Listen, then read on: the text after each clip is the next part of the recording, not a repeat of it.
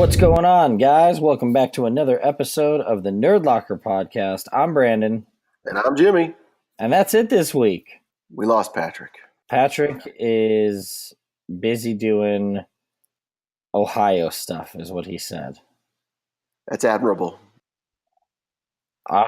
Ohio needs all the help they can get, so Yes, they do. good But I for love him. it. So we are just closing in on Infinity War here. It is getting closer, and we figure this would be a good time to reflect on the movies of the Marvel Universe and kind of talk about which ones our favorites are. Now, I said let's do top 5. I'm sure we'll end up trailing off into how good like certain ones are, and maybe we'll go past that. But that's the idea, is we're going to name our top 5 Marvel Cinematic Universe movies.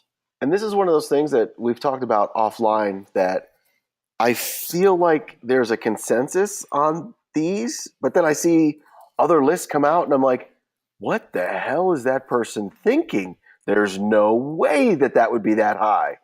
So when Brandon came up with this idea, I'm like, this is perfect. We really need to get our lists out there. And I honestly don't even know what Brandon's going to come up with. So he might think Iron Man 2 is the greatest film ever.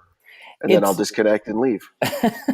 It's weird because I was trying to think of like, do I do it as just like overall movie, or like, so the way I kind of broke mine up were kind of what they, as far as like my importance of what they did for the universe, like the Marvel Cinematic Universe. Because I don't know. I feel like it'd be a different list if I just picked like overall movie. I'm in the midst of rewatching them in order, and I just finished Guardian, so next I have Age of Ultron.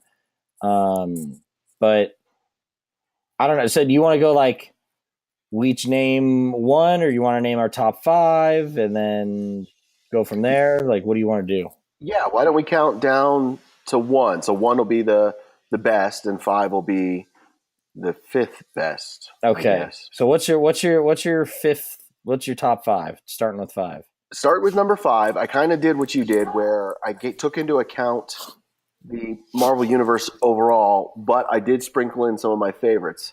And coming in at number 5, I have to go with the very first one, Iron Man. It's a character that I really didn't know anything about. I mean, I've read Avenger books, but I really didn't ever read. His book Solo, and I know Marvel's history as far as they sold off most of their characters, so they really didn't have much to focus on. And Iron Man was it. They put him out there. And the combo of Tony Stark being played by, God, why can't I think of his name? Robert Downey Jr. Robert Downey Jr., thank you. I'm like, well, he's one and the same to me now, but at the time it was a risk. And to have him he is Tony Stark. And it's just perfect. That movie nailed it. And I think, 10 years later now, people are like, expect these movies out of Marvel. But at the time, Marvel Studios was it. They were not owned by Disney. They were going way out on a limb. They had just kind of made their name back as a comic book company because they were in bankruptcy for a long time. So they took this huge risk, threw Iron Man out there. And to me, it is such an amazing movie, but it's also an amazing movie in their history in that this launched everything we have today. Imagine if they had I don't want to make fun of DC, but imagine if they had a Justice League movie come out and that was it. And then people were like, oh, that sucked. We might not have another one because they didn't have a Warner Brothers or a Disney to back them at the time. So to me, Iron Man, it has to be up there. I love this movie still. I think it still holds up. I think Robert Downey Jr. is Tony Stark. I think they nailed it out of the gates. I think Jeff Bridges is amazing villain in that movie. I just think they hit the home run right away. Jon Favreau direct, and there's another one as a risky move. Like nowadays, no big deal. He can direct anything. But at the time, giving him that power to direct a huge comic book movie, unbelievable. That's number 5, Iron Man. I think it was a great movie. Great way to start the universe. Yeah, I mean, rewatching it, I realized that it had been a good amount of time since the last time I just watched the first Iron Man movie. Mm. And it's crazy because I look at it now as like it's cool that okay, the first thing I will say, the very first observation I made is like this is definitely Southern California and not Afghanistan. Yeah, Uh other than and that, the budget was much smaller back then. Yes. yeah, no, but other than that, like it's just interesting because like I'm watching it and it's almost like it's like when you reread a story and you're like, man, like I had no idea how good this was going to be. Yeah. And even what it led to, I remember I had preview tickets with some friends, and at the time it's just like another comic book movie's coming out, but let's go see it because X-Men hasn't been that great. And Yeah. like, and the thing is too is like Civil War ended the year before. And Iron Man was a piece of shit. Like I hated Iron Man. Oh, that's a good point. I didn't even know that. But this is before, really there was the big, draw between the movies and the comic books. So it's like Iron Man was my least favorite fucking hero. But I'm like, all right, let's see this. And I mean, yeah, Jeff Bridges kills it. And there were a few things watching it again. And I'm just like, man, I'm so glad they got Don Cheadle instead of Terrence Howard. Like, I'm so glad that worked out the way it did. And Yeah. yeah, I mean, even you look at Robert Downey Jr. and you look at Jon Favreau, and this movie has done a lot to put them in the position they're in now, because it Yeah. paid off and did well. Completely. And I'll even say I'm not a big fan of things she does in real life, but like Gwyneth Paltrow is perfect. Oh yeah, she does an amazing job. Like it's interesting too to know like the relationship they're at now and seeing it when she was just like the secretary. Yeah, exactly. The other one is whenever you hear Paul Bettany as Jarvis, and it's like, oh, dude, you don't have a body yet. Yeah, exactly. It was funny because what was I watching? I guess it was Civil War, and it's not Paul anymore. It's the female. Yeah, Friday. And I hadn't seen it in a while, and I'm like, oh yeah, I forgot that happened. I forgot he's the Vision now. Duh. Yeah, it's just one of those things I was so used to because that's what it was. I had been watching Iron Man 3 because again, somebody had said Iron Man 2 was amazing and Iron Man 3 was like the worst. I'm like, really? I kind of liked Iron Man 3 when it came out. Let me watch it again. So I watched that and then I watched Civil War after, and I completely somehow forgot that Paul Bettany had become the Vision and was no longer Jarvis. Well, it's you know what? I did not like Iron Man 3, and rewatching it, I actually like it a lot more than I do like the Dark World, Thor Dark World. Yeah. Which is weird. Because I remember being like, it wasn't, Thor wasn't terrible. But I remember being like, Iron Man 3, I really wasn't a fan of. And then I rewatched it. I'm like, this was a really good movie. I really dug Iron Man 3 when it came out. And I think it was because it was just a little bit different. It was trying something new. Like we'll get to some of the other ones we talk about, but that one, like Iron Man 1, awesome. Iron Man 2 just tried to do more of the same, and I feel like they rushed it. They didn't really accomplish all the things I wanted them to, even though they had on the surface they had a lot of good stuff with God, I am Brandon today with names. With no, I just can't pronounce names. That's true. Sam Rockwell. Hammer, yes. And then who was the bad guy? The crazy dude, like real life dude who was a boxer and messed up his face. Mickey Rourke. Yes, God. This is gonna be a long podcast. I remember the names, I just can't say them. Yeah. Well, you got both of those perfect. So I would have to say my number 5 is Black Panther. Nice. And I think it's just because it introduces a section of the world that really wasn't touched on yet. And I also liked kind of the mirroring it kind of does to Iron Man, like in the sense that I really feel, we talked about this when Black Panther came out, but I really feel that, with everybody's contract going up, they're going to look at Wakanda and they're going to look at Black Panther to take the role of Tony Stark, as far as like funding the team and the technology behind the team. And I just thought that was a really good start to his character officially, like he's in Civil War, but that's just, this was much more in depth. This really shows you everything. And I really like that. I just really like the way it was done to kind of expand the world a little bit more. I completely agree, and that's one of those ones where, like you said, we had him in Civil War, sort of prologue, and then as we were approaching the movie, I'm like, I don't know how they're going to do this. Like, how are they going to introduce this world? And we have almost 10 years of the MCU. How is it possible that nobody knows Wakanda? How are they going to introduce anything in the past? How are they going to be able to work this in? And I wasn't even thinking that it was going to take mainly take place in Wakanda. So I was like, how are they going to integrate this? And it was just amazing the way they did it. There were a couple things that I didn't appreciate, as far as like some of the CG was a little off, and just a couple story elements. But overall, I thought that film was amazing, and it was way better than I thought it could be. And I know that Yeah, sounds weird because they've done some amazing things, but I wasn't sure where it would go, and I don't know much about the character Black Panther. But man, they brought everything together. I loved the five tribes basically fighting out who would be T'Challa, and then okay, here's the king because he won. Even though I know they kind of all just agreed that that should be him, but he did. He had to fight for it, and then Killmonger. What a great villain! oh yeah, I mean that may be one of the best Marvel villains we've had. Like between him and I mean I loved Hela in Ragnarok. I mean, but man, Killmonger was just next level because he was a villain where you were like, "Fuck, man!" Like I get it. Like, Yeah, I could I, see myself in that place given those circumstances. yeah, you're not totally wrong for feeling this way. Like Yeah, you're taking the wrong directive, but you understand where he's coming from. I must say, I would almost put like him and Michael Keaton as Vulture, like right up there because I thought Michael Keaton did a good job as well. Where you're like, dude, he's just trying to like provide for his family. that was another one that I did not see Homecoming in theaters. I was reluctant to see it because this is like our third iteration, our sixth movie. I'm like, whatever. I just like whatever. Even though I loved him in Civil War, I was like, whatever.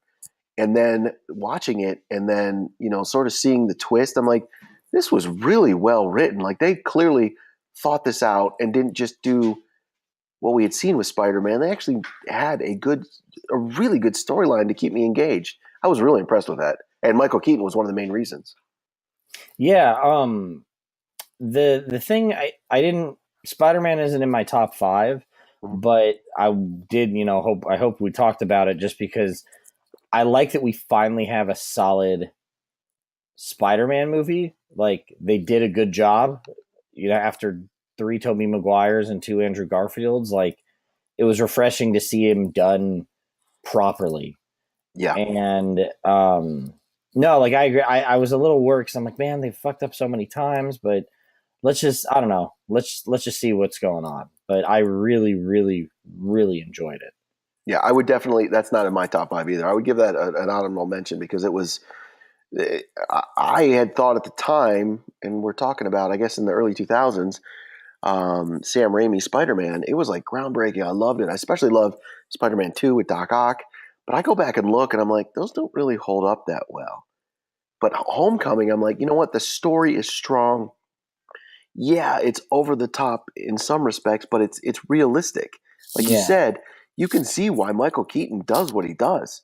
I mean, he got screwed, and now he's like, "Hey, I'm going to take what I can because other people are profiting. Why aren't I?"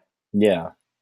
I really like too about that. Not to go off on Spider Man, but I liked how the whole reason I picked the ones I did is just what it introduces to the universe, and it introduced street level to the cinematic universe. Not like Good point. street levels covered in Luke Cage and Daredevil and stuff like that. And Yeah. the only shitty thing about that is I feel like they get further and further away from those every Mhm. time, like which is disappointing because I'd love to see everybody meet everybody at one point. But I thought it was cool that you got to see like kind of different kind of crime. It's not Ultron lifting a city up off the ground. It's a guy, just committing crimes, and he's trying to stop him. And it's funny because they one thing that DC sucks at is they just don't listen to the fans as far as their movies. And No, what I loved in Homecoming was they literally answered a question that I think we've all asked. What happens when Spider-Man's not in the city? How does he do his web? How does he do his webs? He was in the suburbs and he had to run because there were no buildings to go between. And I Yeah, thought that no, was it was great. hilarious. Yeah, no, that was very, very, very well done. Um, let me see. So we just did five. Some yours was, So my number 5 was Iron Man, and then mine's Black Panther. So or my Black number Panther. four is Civil War. Okay. And I noticed I don't have an Avengers movie on this list, but I kind of count Civil War as the, an unofficial Avengers movie. I guess it's like It, 2.5 because it's got everybody. I don't know how many times I will sit there and go, "Yeah, Avengers, Civil War." I'm like, no, it's Captain America, Civil War. So no, I agree with you. It has everybody, Yeah. and it introduces more too.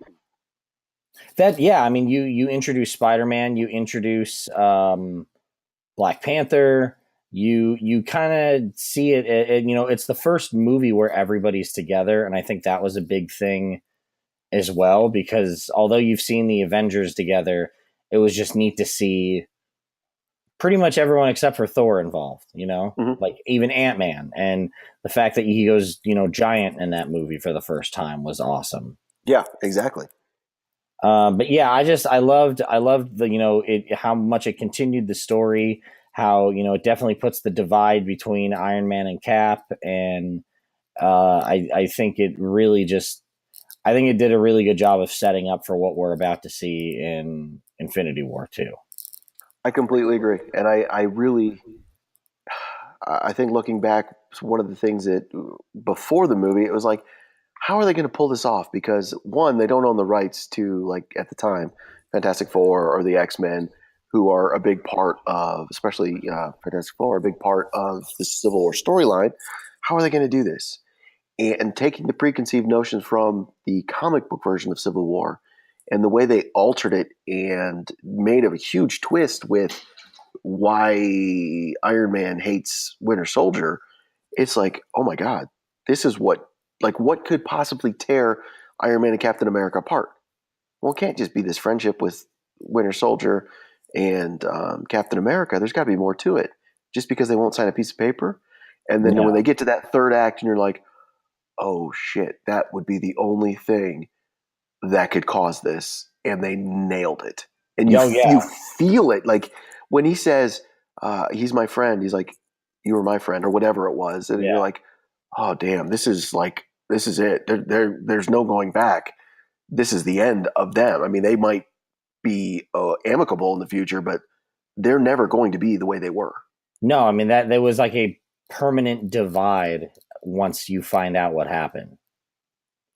Yeah, you feel it, and it's amazing when you look. Like I rewatched that one recently with James because he'd never seen it, and it occurred to me as I'm watching it. I don't know why it didn't hit me the first time.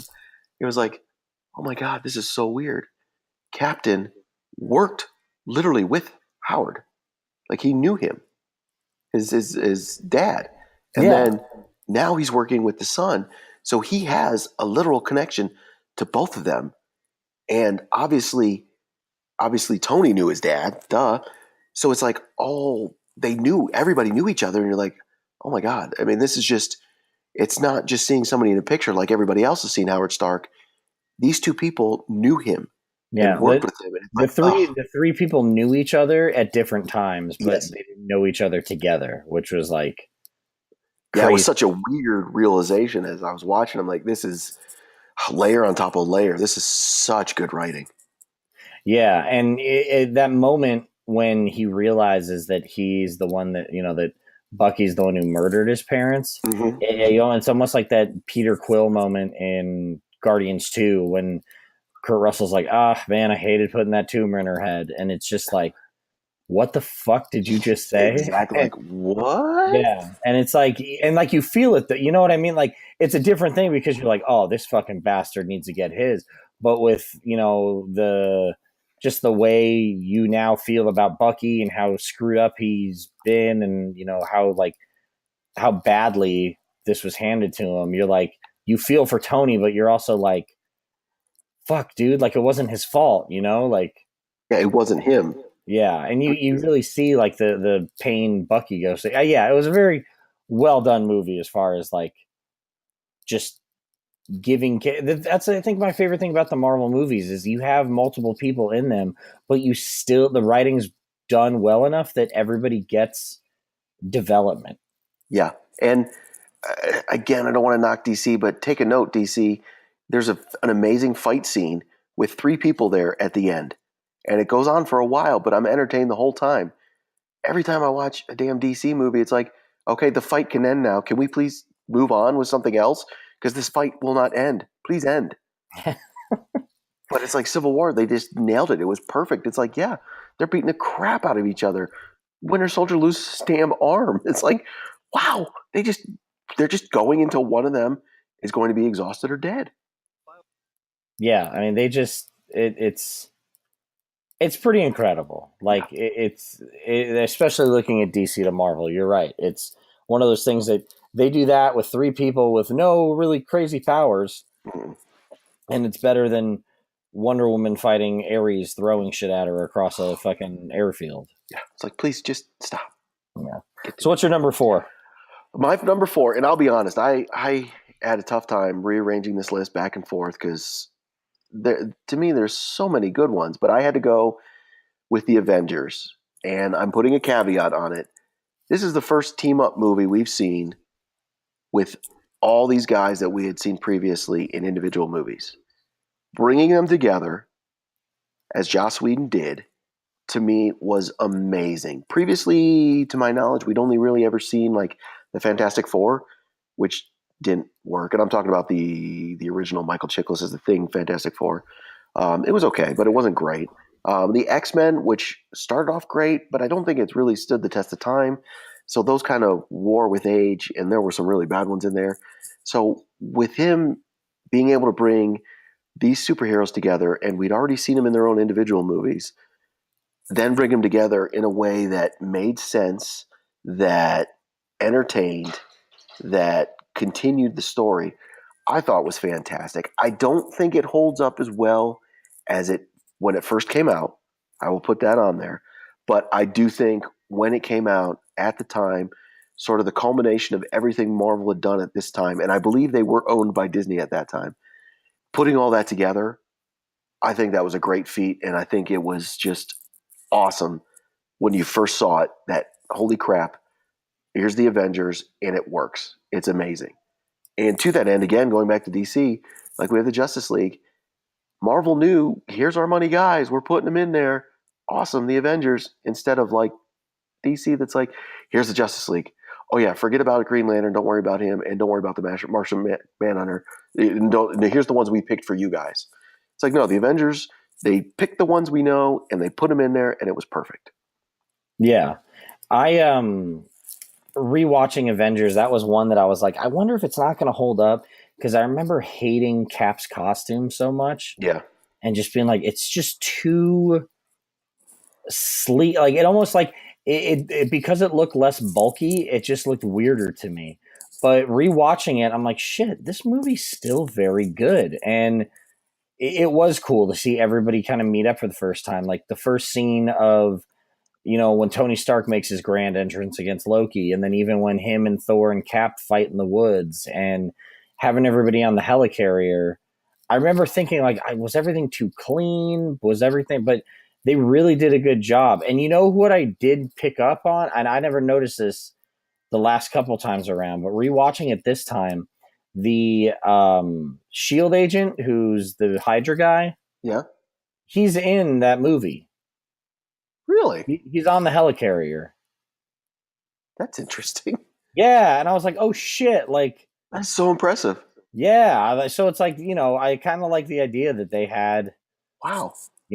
stuff planned out for quite some time. I thought that was really cool. And I think that's one of the first times we see. I know Cap introduced. What were they going after? What are you talking about? Which one? The blue cube. Oh, the Tesseract? Thank you. That introduced this idea, and then that is now leading to the Infinity Stones and all that.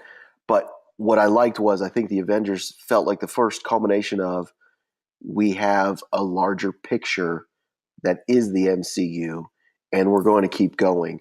Whereas I think people forget when Iron Man came out and Captain America came out, is they weren't necessarily building towards a bigger MCU. They were building towards maybe their own franchise, like Winter Soldier when Bucky got lost in the war.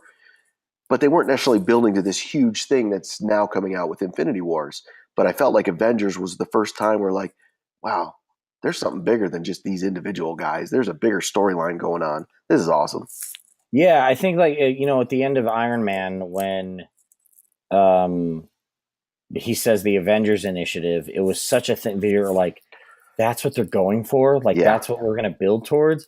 And then at the end of everything, you're thinking like, okay, space aliens, like, dude, how dope would it be if they fought Thanos? And then it's like, oh hey, here's Thanos. You're just like, oh shit, like this is huge. Yeah. Like this is a big deal. So yeah, that I agree with you. And it was you are right. Like the fact that it was the first time everyone got together and it could have absolutely sucked, but it didn't. Like that movie doing well, I think gave everyone faith that it's like these Marvel movies are going to be good when they do them. Yeah. Completely. Yeah. So what do you have next? Oh, okay, so my number 3 is Doctor Strange.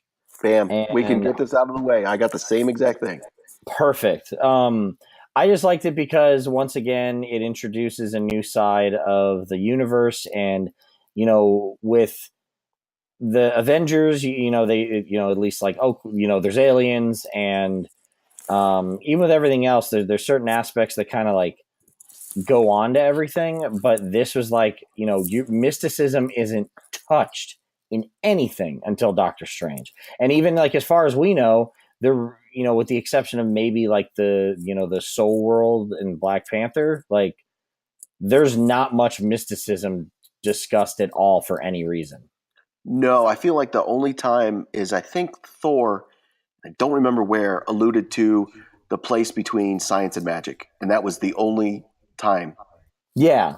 And then we didn't see it.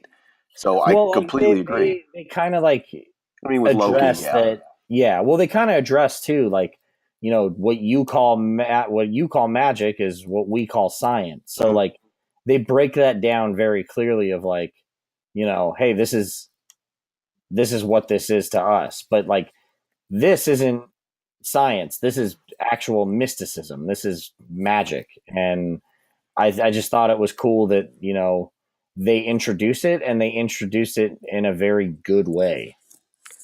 He's one of those guys where I've only really read one trade paperback. I couldn't even tell you which one it was. Patrick forced it upon me, and I was so impressed because I'm not into the magic stuff. I'm not into even the space stuff. Like anytime the X-Men and the Starjammers would come in, I'm like, oh my God, I'm so bored. Do something else, please. And that's kind of how I felt about Doctor Strange, just hearing of him. But when I read the trade paperback, I'm like, oh my God, this is pretty awesome. How are they going to do the movie? Let's see. And the way they handled the accident, Benedict Cumberbatch playing the role as arrogant as he was in the beginning, and then as devastated as he was when he could no longer perform surgery, like you're feeling that on screen. And then when he goes on his journey and you see how desperate he is, and when he's still in the mindset of what can you do for me to heal my hands? And God, what's the actress's name who plays the chosen one? I can't remember her name. Tilda Swinton. Yeah. Yes. And she's like, I have no interest in healing your hands. And he's like all devastated. Like, I'm out of here. That's not why I came. Yeah, And she's like, why the fuck did I walk all the way here? yeah. And she's like, no. Here, let me show you this other world. And like touches his head. And then it has all that trippy sci-fi, weird CG hands coming out of fingers. You're like, what? And what was in that tea? It's like, oh, it was such good writing once again. And the acting, like I know a lot of people were disappointed that Tilda Swinton was cast, but I thought she nailed that role. The emotion she brought to it, and then Benedict Cumberbatch playing Strange was just awesome. And then we get to Yeah, see, like, I'm not a big fan because we've seen so many of them. Not a big fan of the origin stories and all that. And it's like, wait a minute, I'm watching an origin story, but it doesn't feel like an origin story. I was just so impressed with how they pulled off this world. And like you said, it just, we hadn't dealt with mysticism before. And they introduced it in a way we already know this whole Marvel world. And then all of a sudden, oh, yeah, guys, by the way, this is here. And it didn't feel weird at all. It just fit completely. yeah. It's like here's a whole other corner of the universe we haven't touched on yet. And Um, Mads Mikkelsen, oh my God, oh, dude, he's great. awesome villain. And he's not even like the main villain baddie when we meet Dormammu. And that could have been so cheesy. Like, that could have been the worst thing ever. You could have been Yeah, sitting there and going, well, what was it? Fantastic Four, was it two? I can't remember when it was like, no, it was Green Lantern. You're like, that's it? Really? that's That's, Parallax. are you Yeah, kidding me? Come on. And then Dormammu, no. And it was funny. It wasn't even like Dormammu was a huge threat or anything.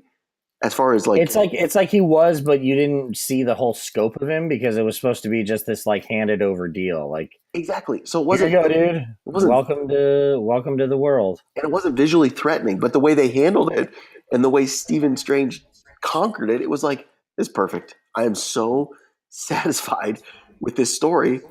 I have no complaints. Yeah, I thought. The other thing I really liked is I love rewatching all these movies. You do see Tony Stark grow and change, but there is still a string of arrogance in him. Mhm. And Doctor Strange, it's like he's almost like more arrogant than Tony Stark in some ways. Yeah, And by the end of this movie, he is humbled and he is, you know, he realizes his role. He realizes that things are bigger than him. But the other thing I like is just his drive of like, all right, well, I was the best doctor I could be. Like, I was the greatest doctor. Everyone came to me for all this. There were people he was turning down to help because he's like, it's not challenging enough for me to help that person. And then by the end of this, he's like, oh, well, I mean, I'm a little more humble about stuff, but I'm going to be the greatest, you know, fucking mysticism. I'm going to be able to control mysticism or, he's not a sorcerer. Yeah, sorcerer. Greatest sorcerer I can be. You know what I mean? Like, yeah, I thought that was really cool and just his approach towards it where he's still like he's not as cocky as he was. He's completely, confident in what he's doing, but he's not like, hey, look at me, I'm the coolest fucking sorcerer around. Bing bang boom. completely. And I want to give a shout out to the I guess the supporting cast. Benedict Wong as Wong Oh, was he's so good. hilarious. As dumb as that sounds, he was hilarious. Rachel McAdams, like, she was perfect as I guess the love interest. I don't even know because it was just weird the way like she finally just walked out on him because he couldn't get it, couldn't get back into touch with reality after he lost his quote unquote power of being a surgeon. She Yeah. was fantastic. I love when he's like mortally wounded and comes back and she's got to fix him. And it's like, yeah, you're in her hands now. Stop being a dick. Benjamin Bratt is the dude who had his back broken, and he was the one that basically sent Strange on his way to find uh, the Ancient One. And then I will pull Brandon on this one. Chiwetel Ejiofor, who played Mordo. No, I'm reading it on IMDb. Don't worry, I'm not pulling that out of my memory. Like they totally set it up for the sequel, and he's going to be awesome. I hope that's the way they go. But it's just Oh like yeah, awesome. I'm super excited for the second one just because now you have him being like, I'm taking the magic back. People that have it don't deserve it. Like they did a really good job setting him up as the new, and then more of an anti-hero. It's the same thing where it's like you're gonna understand where he's coming from. It's not just gonna be Exactly. like He Ironmonger, I'm gonna take over the world or I'm gonna take over the company and take your ideas and yeah. make profit. It's like no, he has a belief and a faith that the powers that they were taught are being abused, and he wants to shut them all down. And it's like, yeah, I can understand that. Yeah. That's cool. What's your number two? Well, this is a weird one, and this is again where I go back and forth. I chose a sequel, and I could have easily put the original in, but I went with Guardians of the Galaxy 2. All right. I I chose a sequel too, but I didn't choose that one. Okay. I absolutely love the first movie. I think it's amazing. I think like having Chris Pratt as Star Lord, and I'm going back to the original just to introduce this, and all I knew him from was Andy from Parks and Rec. It's like that guy. Okay, I know he's been working out. I know he's been getting fit. He's funny on Parks and Rec. All right, let's see what he does. Oh my God, just like Robert Downey Jr., just like Benedict Cumberbatch, um, just about basically everybody, Chris Evans, everybody they cast. It's like, damn, they nailed it. Like, I can't imagine anybody else playing Star Lord now. That's perfect. Add to that we have Drax. Like, I'm not terribly, as I mentioned before, I'm not much into the space stuff. So, when Starjammers come around, I'm like, no, I don't want anything to do with this. So I was really leery to go see Guardians of the Galaxy, and I really didn't know much about him. But then to see him and be introduced to Drax, I'm like, dude, that's a MMA guy acting. That's Yeah. perfect. But Dave Bautista did fantastic, and I've seen him in other things and not been nearly as impressed. But as Drax, he's the man. And then my girl, I love this woman, Zoe Saldana as Gamora. That girl, I mean that woman, I should say, is amazing in everything she does. And to be the love interest slash drive Chris Pratt nuts is perfect. Rocket, I've always loved Rocket. I know the space comment, but I've always loved Rocket. I think he's a fantastic character. Bradley Cooper as the voice nails him. I love it. But the reason why I went with the sequel is after loving the first one, I thought it was amazing. I'm like, well, you can't top it. We have proof. Iron Man 2, not nearly as good. I understand what people think, but in my opinion, I did not like Captain America 2 as much. I did not like Thor 2 as much. So to me, there's a pattern of, the second ones aren't as good. When I saw Guardians of the Galaxy 2 and preconceived notions of how in the hell are you going to embody Kurt Russell as a planet, I was blown away. Oh yeah, I was like, he's playing who? Exactly. Like, it was very odd to think about with that. Yeah, all I could think of was this awful CG, or even worse, just like a face in a circle talking. I'm like, there's no whatever. You can't beat the original, and then you went and did something stupid. I was floored at how much I liked this movie. James Gunn did an amazing job. Kurt Russell was perfect as Star-Lord's dad. I loved the storyline they chose to follow as far as who his dad was. Little appearances by like Sylvester Stallone was amazing. The humor, like one of my favorite lines ever, and I think everybody agrees. You look like Mary Poppins. Is he cool? Is he cool? And just Chris Pratt's response as he takes a beat to think, and he goes, "Yeah, he's cool. I'm Mary Poppins, y'all." And it's like, dude, I love it. The one complaint I have was Tommy Flanagan, my boy from Braveheart and Sons of Anarchy. How do you do him like that? Just throw him out in the cold and that was kind of fucked, man. dead of space. I was like, down with that either. what the hell is that about? Mantis, a character that could be so dumb, was pretty awesome. Return of Nebula, I love how that tied in again. And then there's a lot of movies where, okay, brother's directing, sure, come on in it. And you're like, there's no way Sean Gunn can act. It's just being nice to his brother.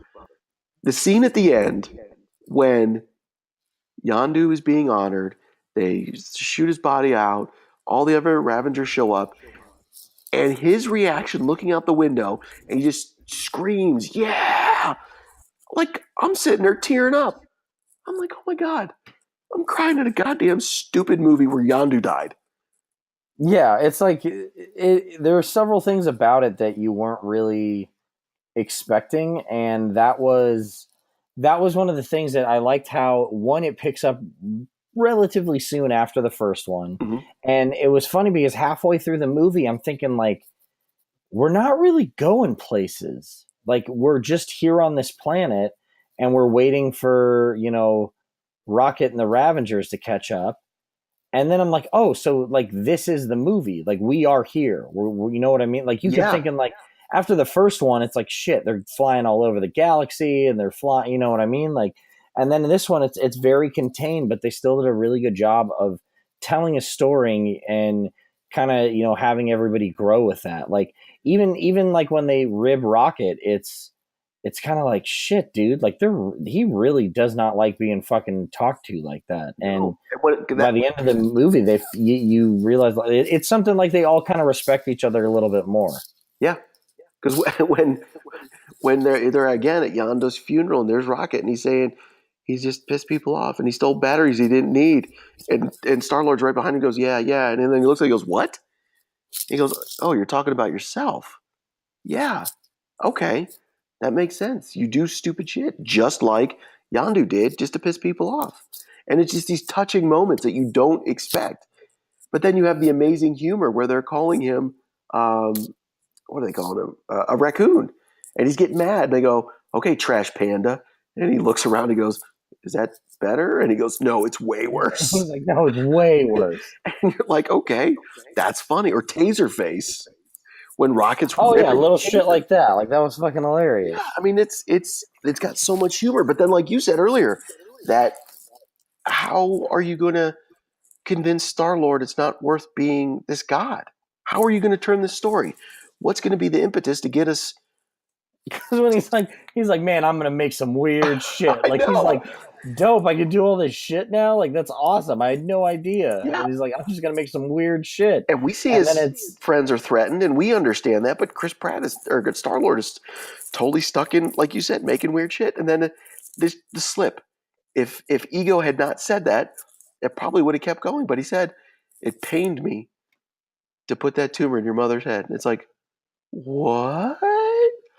yeah, just like at that point, all bets are off. Like there's nothing that can fucking bring it back. And I like too how it wasn't this like it wasn't a like what did you say? He just it just registers with him and he just fucking goes off. Like that was great too Yeah, because it was. you're expecting like this monologue or something and it's just like nope, I don't need to process this anymore. Like And the way they handled it, if I remember you correctly, is he's sitting there with his blue eyes because he's got the power, and then yeah. Ego says it, and his eyes go back to human, and you're like, as he realizes what he just said, and you're like, oh, he's gonna fuck some shit up now. Yeah, Yeah, like he's about to get fucking real mad because it's like, yeah, he doesn't say anything. He just like you watch it register with him, and then it's just fucking game over from there. and I'm usually a fan of the originals come out. If you do a sequel, like I feel like this is gonna be Deadpool, do more of the same. That's fine because I fucking love the first one. You can just up the ante, do more of the same. That's cool. I think Yeah, one of the things that set off Guardians of the Galaxy 2 is it wasn't more of the same. They took a lot of it, but they made it better, and that's rare for a sequel. And that's why I put that at number 2. It was so impressive the way they did that. yeah. No, I gotta agree with you. So what you got? So my number two, you're gonna disagree with, but I've got things to say, so just hear me out. But my number two is Iron Man 2. And I picked Iron Man 2 because I feel that because this movie did well, I mean, I think everybody loved Iron Man. This was the first sequel you were making of, any character. So it was like, can we carry these people more than one movie? Because statistically, a lot of these superhero movies don't do that well past two, especially into three. Um, and I think a lot, depended on this doing well in order for everything else to go forward. And it's the first movie where you actually see two heroes on screen together for the first time.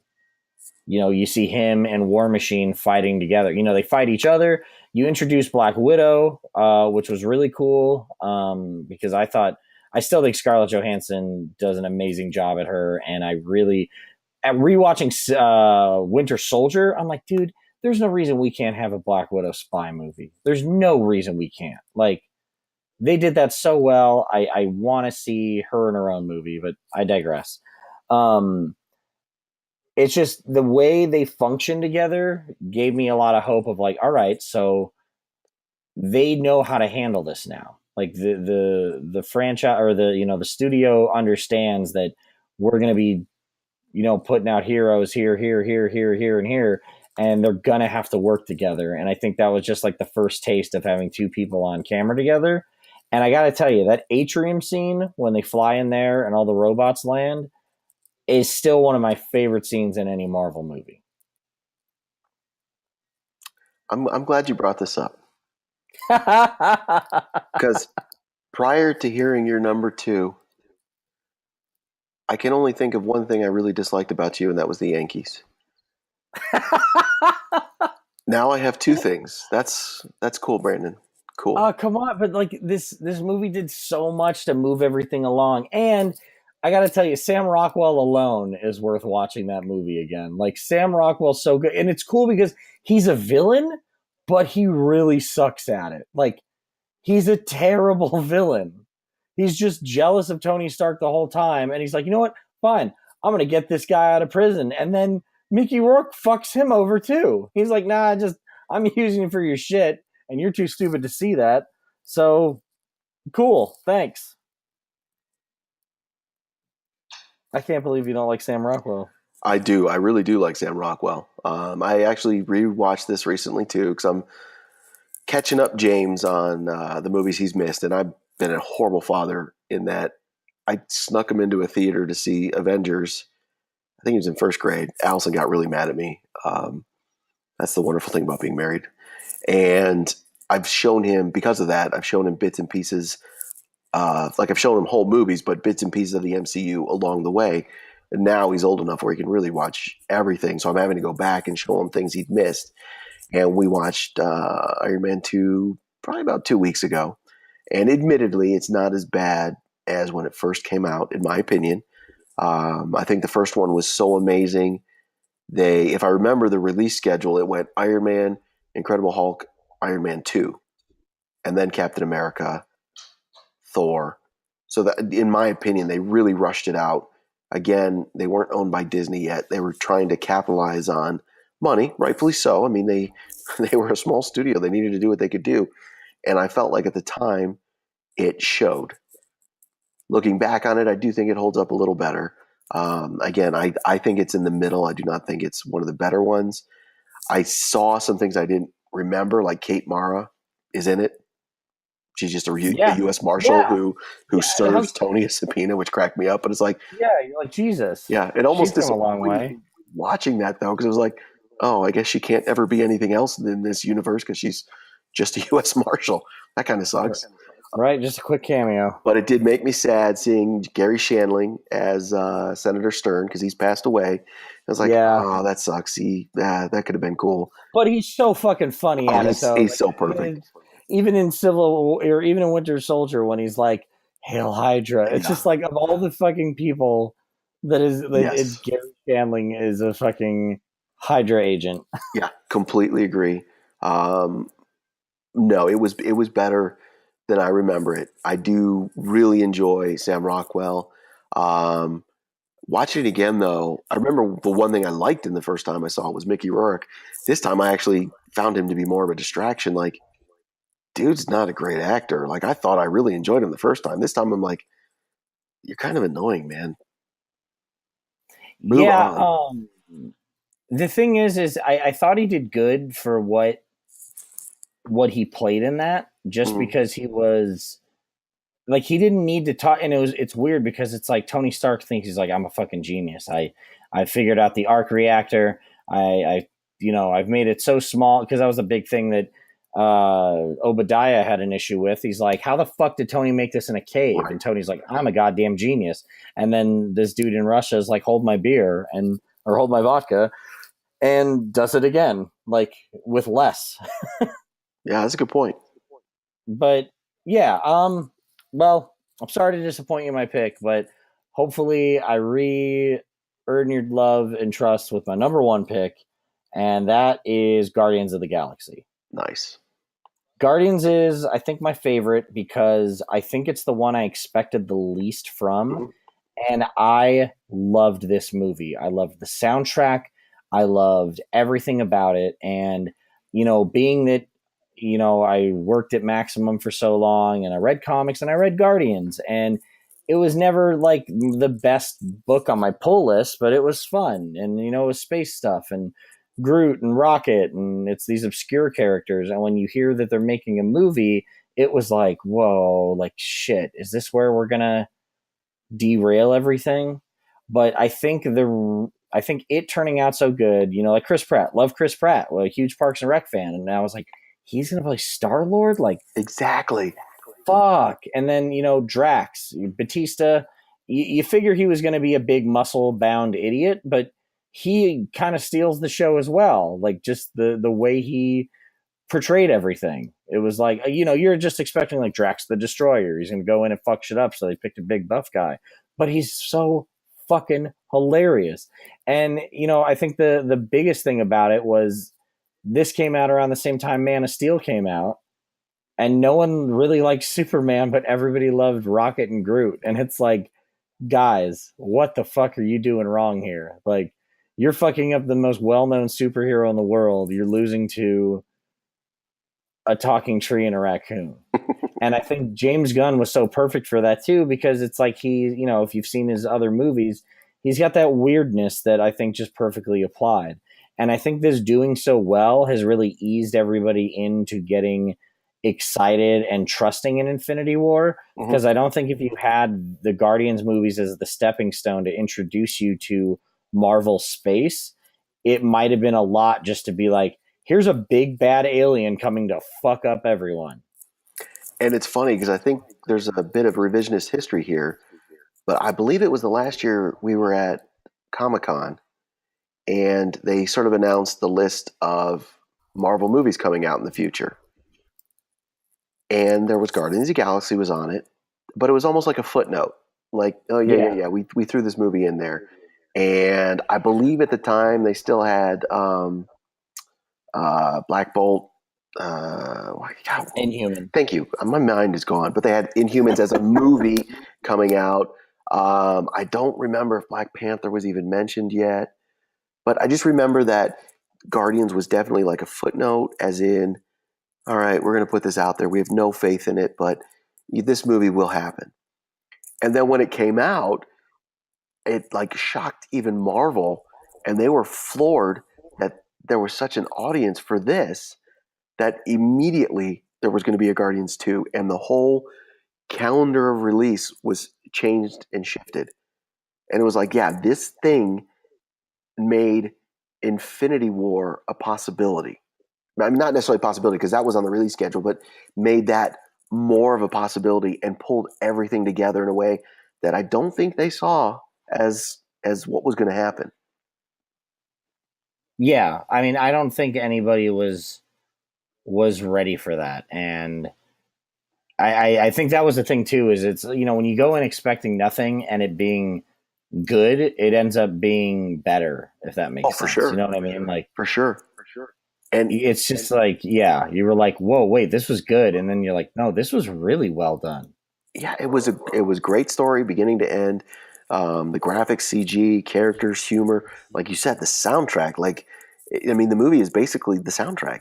That's almost unheard of for a comic book movie. It was perfect.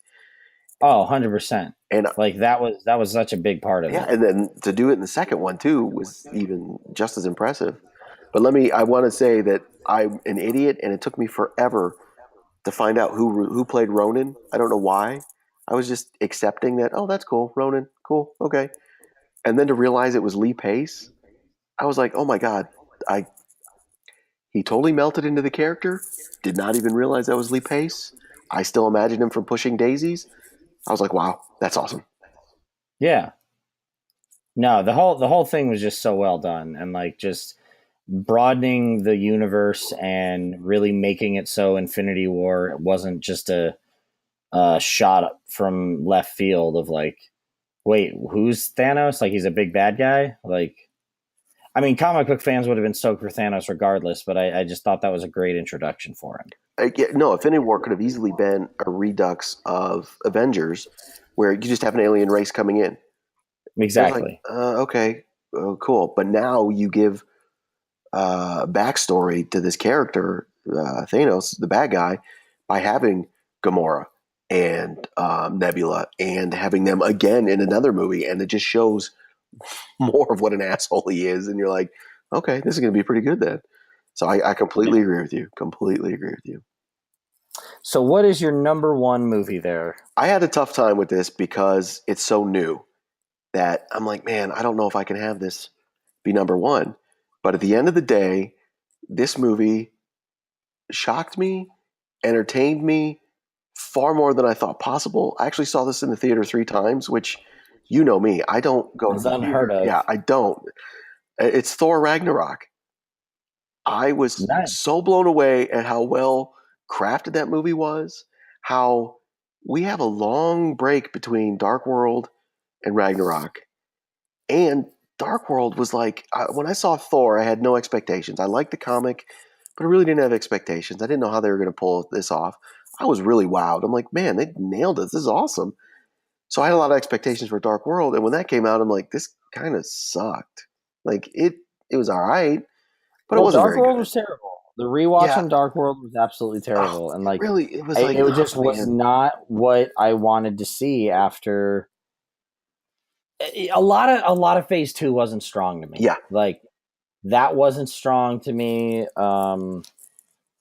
Iron Man 3 first watch wasn't strong to me. Rewatching, like I said, I like it a lot more. But Thor 2 just it sucked because I love Thor and I love Chris Hemsworth and I love the Asgardian stuff, but it just didn't do it for me. So yeah, when Ragnarok came out and kicked ass, it was like okay, like we got it back. and it was so shocking. Like after loving Guardians and then seeing the previews for Thor, and then knowing the disappointment from Thor 2, I was like, they're just making a Guardians movie as Thor. It's so obvious. This sucks. They're just stealing a template, throwing it on Thor. Whatever. Who cares? And I saw it opening night, which again I don't really do, but I happened to be in Austin at the time. Saw it opening night, and I was floored. I was shocked that they were able to pull it off by completely changing the tone. Chris Hemsworth was amazing. And then learning more about how they filmed it. Like I've seen what they do in the shadows. Have you seen that? Oh yeah, he's great. I mean, Taka Waititi. He is Mm-hmm. just an amazing director, and he's funny as an actor in that. But that's a small film, and it's a goofy film, and it's just obviously, in my opinion, friends getting together making a film. When I learned Yeah. that he basically did a lot of that same stuff with improv on Thor, and you're like, God damn, like Chris Hemsworth might be the most talented motherfucker on the planet because he looks good, he's fit as shit, and he's funny on his own, like improv. What a dick! Dude, the fucking scene where he is like, Loki's always played with me. He's like, I remember when we were younger, he turned into a snake because I love snakes. I picked him up to admire him, and then he stabbed me. Like, it's just like, what the fuck? Like, I laughed And he said, so unnecessarily hard at that, and then and it was it's perfect. great because you have the joke, and then he said, and that was my 8th birthday, and it just adds one layer of punchline that you're like, that's fucking hilarious. Yeah, it was so And good. It then was so good. Jeff Goldblum as the Grandmaster, him doing improv, I totally expected. And when he's like, what was the name of the planet that they were on? Oh, it was Sakar? Sakaar. And he's like, yeah, anywhere else I'd be like a million years old. But here in Sakaar, I look, and he just doesn't finish. Yeah. He just, And he just fucking trails off. No, the whole all that shit was just absolutely it was, and they great. finally, Idris Elba gets a huge part. And he's like the man, the hero. It's like, I've been waiting since the first one when he just, yeah, I get it. It's a huge role, blah, blah, blah. You control it. But it's like he didn't do anything. So now, finally, he's like saving everything. Valhalla is like the people are all alive because of him. And I'm like, yes, awesome, thank you. The small role of Doctor Strange, fucking hilarious. Oh yeah, like and I like that too. That there's that inclusion. Yeah, it was perfect. And again, I don't think they envisioned this, but after the success of Doctor Strange, I think that was included, and it was perfect. Yeah, And to get Loki and Thor in New York City was hilarious. And then the I guess the homage to, hey, this is the way the real world is. Hey, can I get a selfie with you? Yeah, sure. I'm like, okay, perfect, perfect. Um, Anthony Hopkins coming back, having him look at, I think that was the coast of Norway, like for real, as they're yeah. looking off of that, and they're like, yeah, remember this place. And you're like, oh, dude, like Yeah. Odin's for real gonna die. Oh my I'm god. sick of Anthony Hopkins dying in all the shows and movies he's I in because I just want to watch him all the Yeah. time. But I get it. He doesn't want to act anymore. But my favorite is like the flashback or like the vision, and he's like, "I've lost my power," and he's like, "What are you, the god of hammers?" And it's Yep. like, "Oh fuck! I never thought of it like that." Yeah. That was and just that tease where you see the little lightning come from his fingertips and the little lightning in his eye when the Hulk comes from, which is another thing that we didn't even mention, that the Hulk is back as they're fighting in the arena. And it was funny because they teased it in the trailer, like, we're friends from work. I'm like, you just Yeah. totally blew the whole scene. And then you watch it, you're like, holy crap, no, they No, didn't. no. There's a lot more to it. Yeah, There's a lot more to it. this is awesome. And then just the bantering when he wakes up in the room and Hulk is in the bathtub. It's like, okay, great, great. Now that's in my mind. Never going to be able to erase that. Yeah.